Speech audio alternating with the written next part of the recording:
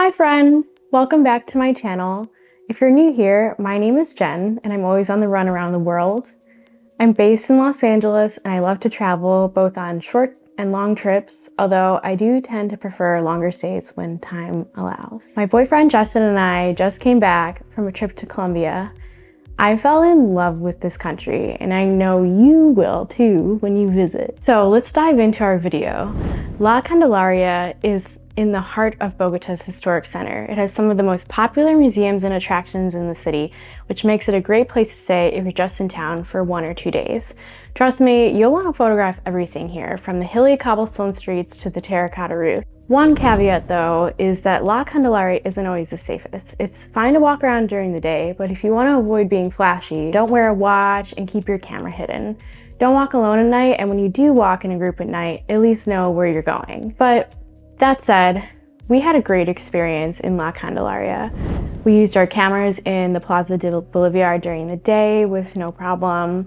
The area is also extremely walkable, which is perfect. Unfortunately, we only had one night in Bogota. We were originally planning to fly from Medellin to Bogota at noon on a Saturday and then head back to LA on Sunday afternoon. But sadly, our flight was delayed by 8 hours. We were stuck in the airport for all of that time, and so we ended up getting to Bogota about 8 p.m. So with our time cut short, we tried to make the most of it. Fortunately, we stayed at this super convenient and super charming bed and breakfast called Candelaria House Boutique. I loved this spot because it felt like we were staying at a friend's house. The bed was heated and super comfortable. We were also able to chat with other travelers at the breakfast table, which was really nice. I'll leave a link to our hotel in the description below. If you're short on time like us, what can you really do in La Candelaria?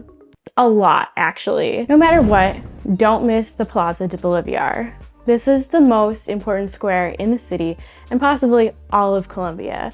You can see an epic Spanish colonial architecture here, take pictures, check out the street vendors, and say hi to the woman with the little alpaca. At the center of the plaza is the statue of Simón Bolívar, the man who led Colombia to its independence from Spain in 1819.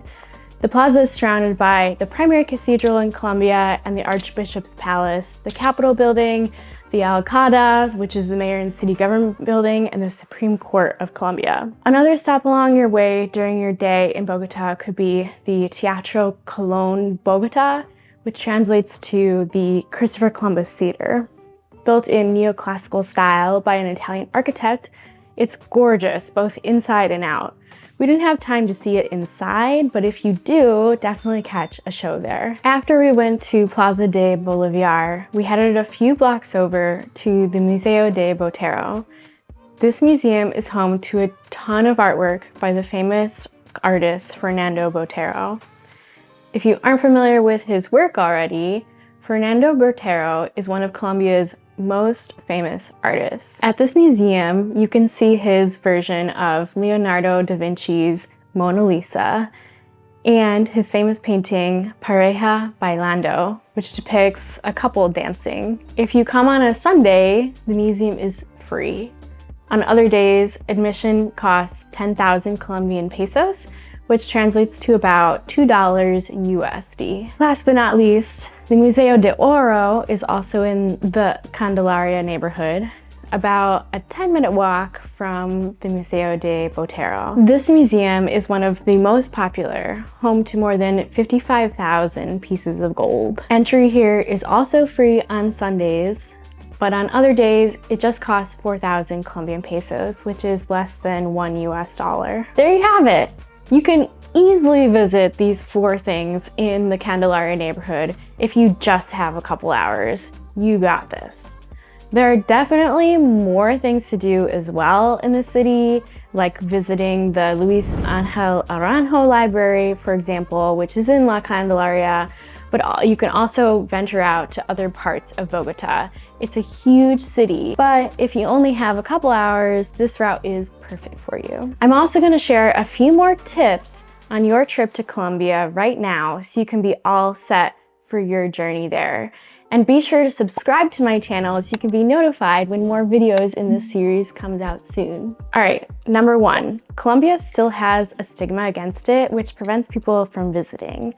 But in my experience, visiting Colombia felt just as safe as going to any other place outside of the US, or even, honestly, just like walking through the streets of downtown LA.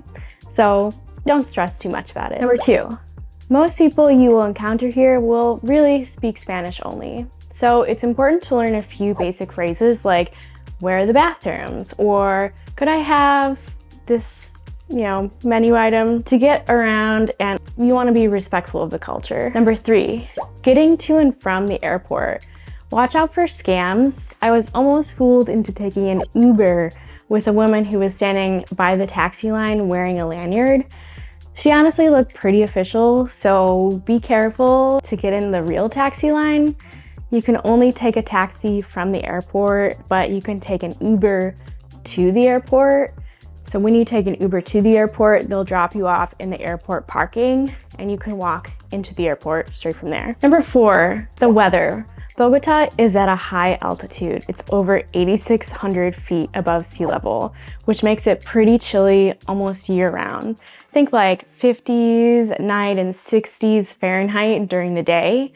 We got lucky with a lot of sun when we were there, but you'll want to pack at least a sweatshirt and pants for your trip there. I'm also working right now on a video guide to what to wear in Colombia, so be sure to stay tuned for that coming soon. All right, that's it for today. Thanks for exploring La Candelaria in Bogota with me. Be sure to like and subscribe if you enjoyed this video. And one question for you before we go, are you planning a trip to Colombia right now?